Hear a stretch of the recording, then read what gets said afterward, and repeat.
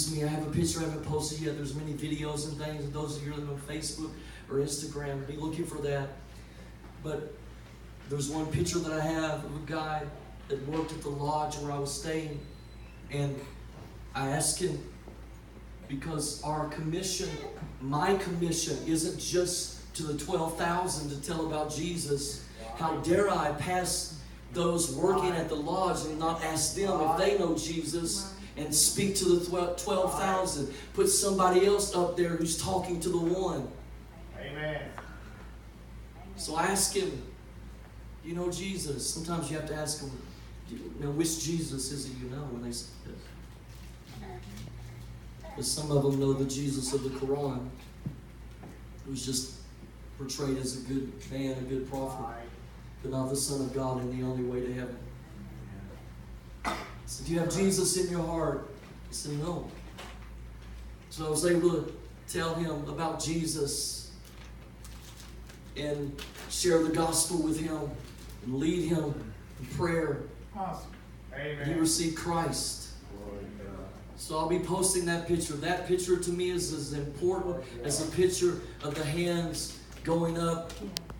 Some low estimated 1,000 hands going up in one service.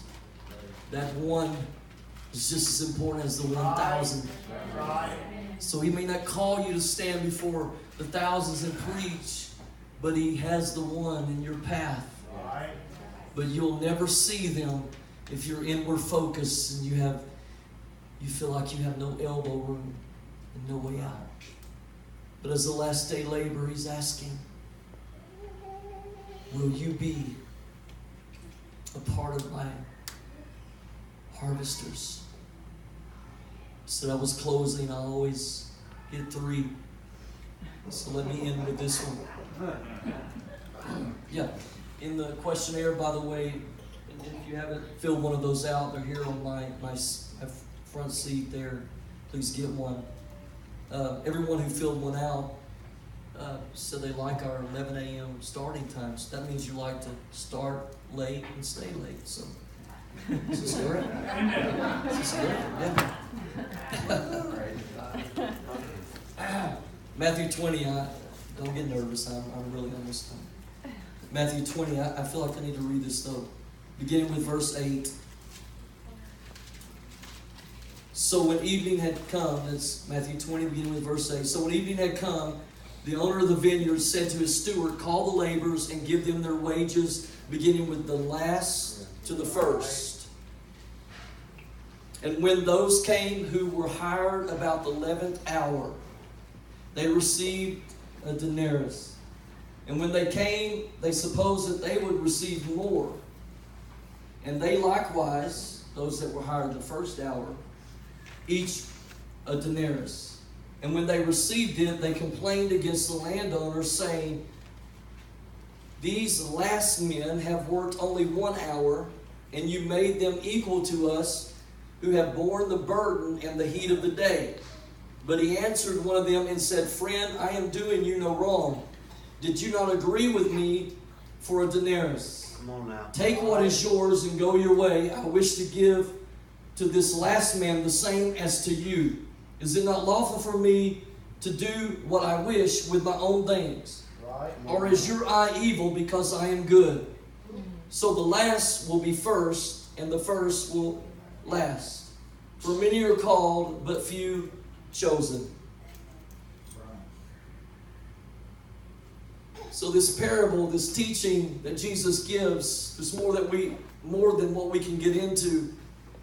But the point that I know the Holy Spirit wanted to put his finger on this morning is that in the last hour, the last day, there would be 11th hour laborers. Right. There would be those who would decide in the last day to join the laborers. Right. Now, I know that there are those of you in this room that have labored for years. And then there are those of you in this room and listening to this message, or will hear this message, that have labored for years and then took some time off. But in this 11th hour, it's time to clock back in.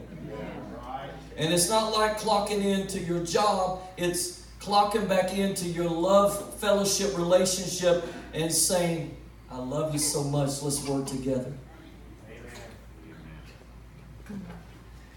And then there are those of you who haven't started. The last will be first. You get the same pay, the same eternity, the same being there with Him, the people that God uses your life to touch. That when you pray and spend some of your day in prayer, instead of all of your, quote, personal time and TV, you pray some people through who God used someone else to witness to them, but you pray the connection through to make it happen, to see it happen. Amen. And so they come up to you in heaven and they say, thank you for praying. Right. You're like, when did I pray for you? You don't understand how God is using your life in the simplest of things when you give it back to Him. So God, show us. Will you for a moment, just right where you are, close your eyes. Now we're not done, but close your eyes. And I want you to see a narrow path. But then I want you to see to the right and to the left, the narrow path opening up. It's elbow room for you as a Christian. And by the way, if you're on the broad path, He's here today to forgive you, cleanse you, put you on that narrow path. For the believer, there's elbow room. He makes a way where there is no way. And then the right or the left, see that area filled in. It's filled in with rows, not of literal harvest, rows of corn stalk, rows of harvest beans. No, literally, it's rows of men and women, young people and children. Rows after rows after rows to your left and to your right. And we all, you personally and together, we have a part